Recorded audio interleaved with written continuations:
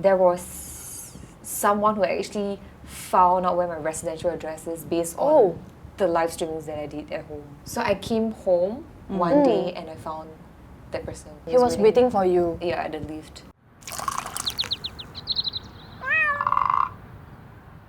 Okay guys, so today we have a guest here today with us and her name is Joyce. Hello. Hello, Joyce. Hi Joyce!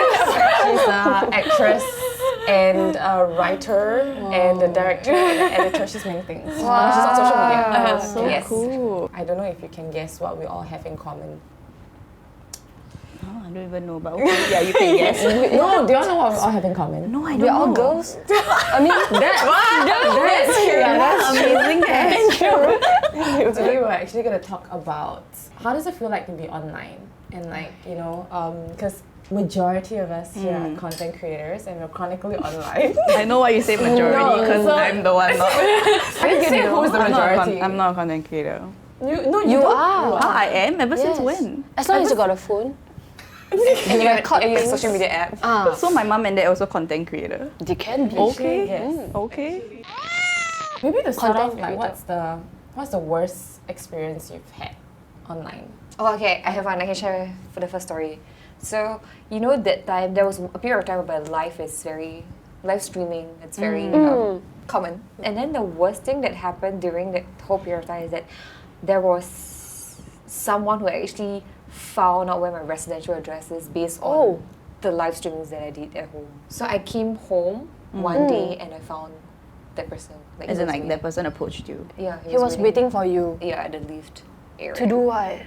Like just to say hi or I mean, that's a valid question, yes. scary. What did you say? What do you say? He was just there, and then he was just like, oh no, I was just like coming to see, and then like, I want to see you. I need to say that I really appreciate I was genuinely really appreciative of all the viewers that tune in and support the live. But at that point of time, I was a bit like Taken aback. I can Yeah, I was like, I need to find you okay, at because your the first thing in my mind is like how did I review my address somewhere that I didn't know? Yeah, because it's not how like you manage to. And then did you tell the guy like, don't like come and find me at my place again? I did. I mean, I still thank him. Like, I guess he meant no intentions. He really just wanted because he loves to watch your stuff, and then he just wanted to like be there and like show appreciation or whatever. Did he understand? There. I think he understood. So he appears in like the public events. Is it like you didn't have to like go to the police or anything? Or... No, like unless he continues unless to he stalk her, then I think. Then that would be harassment, right? Yeah, that would be harassment. Correct. I heard there was like another incident of your address being leaked. Right. Oh yes. Okay, so this one was a bit traumatizing also, because I never had this incident, and I'm pretty sure that my family didn't go into like some loan sharks thing, right? But it is exactly like that, because our clothes got vandalized. Oh. Yeah. Like your Where's Yeah, your you know, clothes? laundry. Yeah, you know, like HDB, right? We hang our clothes outside. So there was a season whereby not only my clothes, my sister's clothes were all like vandalized, but we don't know until today. We don't know about this. Then did it like how? Like they wrote like craziest stuff lah, like very harmful words. Like even my sister's name was on the. Oh, so it's very like personalized to you guys. They know who you are. Yes, they know our that's damn names, and scary. they really destroyed all our clothes. Yeah, so we got shocked at that, and then it happened for I think a week or two. That one we did made a police report. Okay. But do you think that it is from like you being online? I won't be surprised because you wouldn't know who you accidentally like, you know, offended or like stepped on. But we really don't know. And the person just stopped after some time. Yeah, like Okay. a few weeks, two weeks-ish. Is your sister also online a lot? No. Oh. Wow, that's Quite scary, scary, man. Yeah, I can't imagine. I think like, even if you stay in certain condos, right, and you just show how your interior looks like, they can know which condo it is. Because every Wait, unit are will you look the sure? same. I didn't know about that. Because the furnishing will look the same. Oh my so if I see gosh. certain furnishing, I know that condo, then I'll be like, oh, this person stays at that condo. So it's just a lot of scary. information online. Actually, that is true. You go Property Guru, you can already see the interior of the place matches with which condo. No, you're like teaching people. I'm sorry. I'm so sorry. That's not how you start people. No, don't do it. Don't do it. Oh my god. Internet is a scary place. It is. Yeah. But how about you? You also are chronically online? No, I'm not chronically online. But you post a lot, like, and you post Okay. a lot of your personal journey as well. Like, can you imagine, do you have like comments that come in? Most of it, I would say the comments are very wholesome. I think I was quite lucky to land on the good side of the internet. But recently I've learned to just delete comment or block people because I realized that some people just want to hate for the sake of hating. For instance, I posted a video about me going through a relapse again about my hair, right? I was crying and then the comment came. I think he commented something like, crying again. Then I deleted crying again. And then he commented, cry and cry, your hair won't grow back also. I think I blocked his account. Yeah. A new user appeared and then commented, let's see how long will you delete, how long will it be before you delete this comment? And I know it must be that person, but maybe I'm just an venting outlet. But it's okay, I mean, with every bad comments, I know there's 10 good comments and I always choose to focus on that. It's just that when there's something that's happening every day, right, it kind of eats into you. Like, why do they want to do that? I don't understand the point of it. Yeah, it's the same reason why people hide behind, I guess, anonymous usernames and like comment on you. They are responsible for your success, right? So they have the right to comment, to make you accountable for things or to like be at your place of work and stuff because I made you successful. Wow. That's super entitled, like kind of But thinking people- that I feel doesn't, like- that has no like logic. Yeah. But because this is external, right? Like you cannot control what people do. So therefore, like, how are you guys gonna respond to it when it's something external that you can't control? Like how you respond or not respond is also your, it's your own agency. You have control over it in some sense. So I think if you feel that responding to him, taking actions, against him, like blocking, deleting, still zaps you, still tires you, and then you need to like identify, is this person back again? Then you are giving him like the attention that he doesn't It's deserve. true eh. Then maybe just ignoring will give you peace. No, I'm just realizing how much it's into me already, and I didn't even realize it. Yeah, so it shows how big of an impact simple comments like this can be. To them, they can just nonchalantly put on a remark like this, but the end, the person who's receiving it, right, is thinking about it this way. And I was just curious, like for Bella, like I know that you're a little generational. Nah, kidding. No, we are the same age. Wait, which era were you from? From Friendster or Blogspot.com? Why you all laugh is indeed Friendster. I mean, in the past, like Friendster, you just write testimonials for people. And testimonials, like, you would write good stuff about people. That's what we used to do, write good stuff about our friends. But I as a think- teacher, I was because like you also teach, right? When we were back in school, in secondary school, you might face exclusions, or like certain cliques come together, you feel excluded only in a school setting. Then after school, right, we all go and have fun with our cliques, with our friends. But for the current generation of students, once they leave school, everyone's online. You're back in that same space, not in a physical space, but online space. And the bullying is just a different form now, and you continue being on that space. Like even at night, when people write hate comments or they create groups and they alienate certain people in the class, it continues all the way till night. And that's why, the teachers have a harder job because things can happen at night and you have to deal with it. Because at night, if you face certain comments, like people asking you to go and die, that kind of stuff, right? Because youth will use such language. Then the idea of suicide would be quite strong, especially if it's at nighttime and you don't have your friends supporting you or your family even knowing what's happening online. That's a scary thing, and that's why really like words have impact, and people should be way more careful.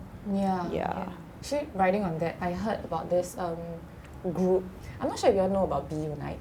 Sorry, what's that? Like a person, a bear? It's a group. Be Unite. Is it Yeah, K-pop? I heard of it. Yeah, K-pop. K-pop. Yeah, so this Be Unite is a group of girls who basically wanted to pursue the K-pop route, and I think they put their videos online. Then they started to trend, but they trended not because sadly people found them great, but it's because people found a way to make fun of them trying to be a K-pop group. Yeah, so I feel like even if you don't intentionally want to put yourself out there, you are also exposing yourself to like this world of cyberbullying, sadly. So what do you think can stop this from happening, or at least reduce it? Is it like to stand up for such, like when we see certain comments, then we stand up for them, so that the content creator doesn't always have to be the only person addressing it? Or is it, I don't know, everyone just go and watch dog videos, so...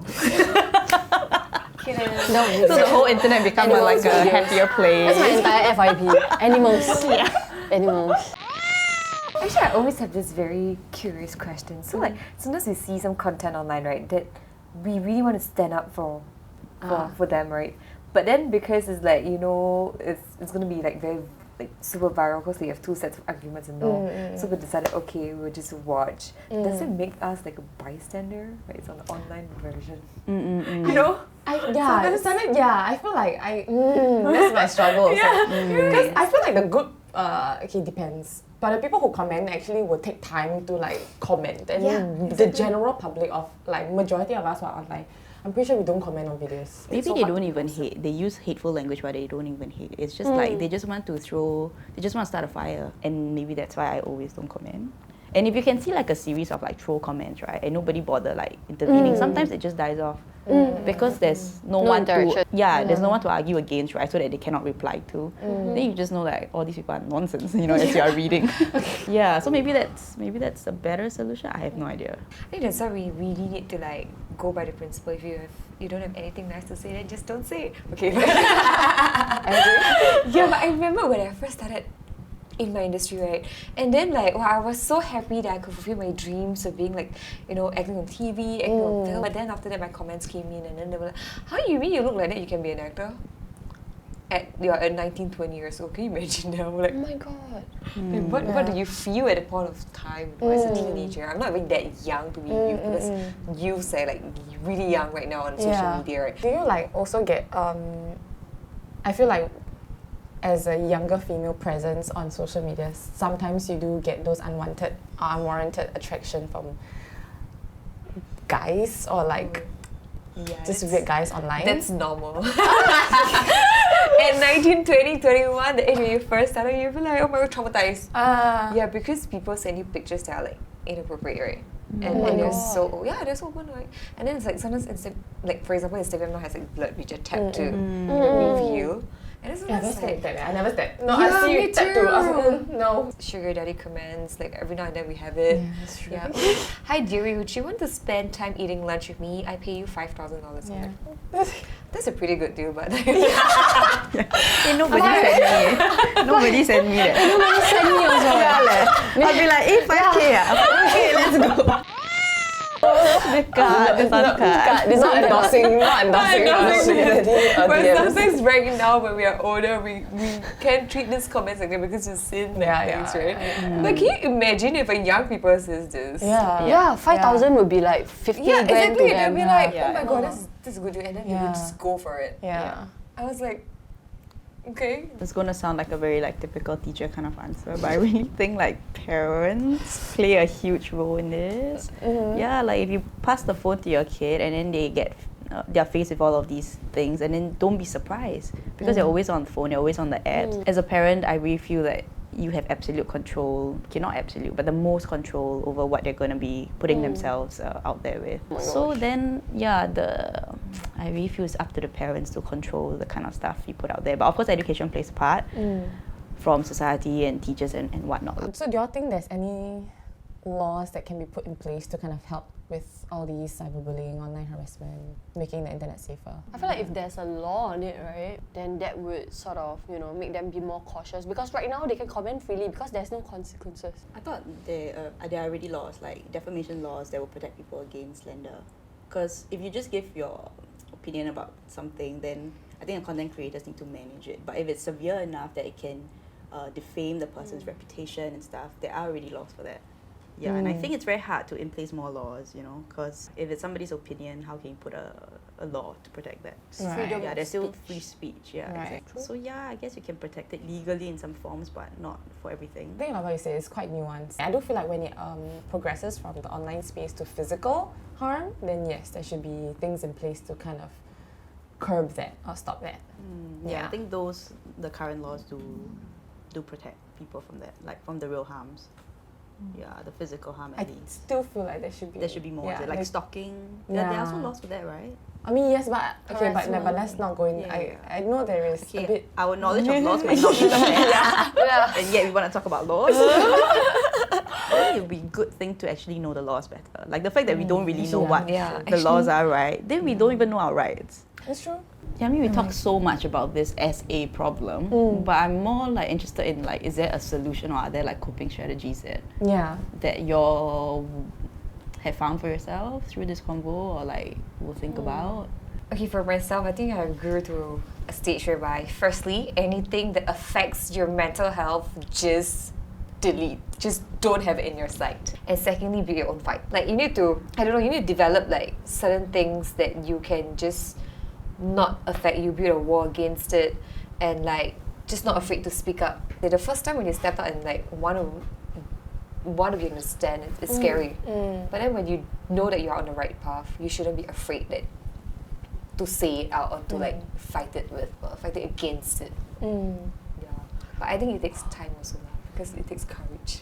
Yeah. Yeah. I mean, it's a learning journey, I feel. All of it is a learning journey. And if you get hurtful comments and everything, I know this kind of things are unavoidable. Talk to someone about it. I know it is something so simple, but talk. Don't just read it and keep it to yourself, because for the longest time I did. I kept it to myself. I didn't tell anyone about it because I was telling myself, I have so many good comments, I should focus on it. And it eats into me. Shoulders. Yeah, your it's shoulders slowly, on this, it was stacked up, and just talk to someone, anyone, about it. Don't let a comment define you, for you, because you're more than a comment. So thank you everyone for sharing. I think it was very nice to hear everyone's personal stories. Joyce, Adele, and Bella as well, your perspective on like online harms. And I think today we discussed a lot about how we can be responsible creators, but at the same time, responsible consumers of content as well. Okay, so if you've ever been affected by online harms or harmful comments and all these kind of things, do know that there's help out there and resources available in the description box below. You can click the link to check it out. And at the same time, there's hotlines that you can call as well. So remember to be safe online. And if you guys like this video, like, comment, and subscribe responsibly. Yeah, until the next Tea Talks. Thanks for watching. Yeah, thanks for watching.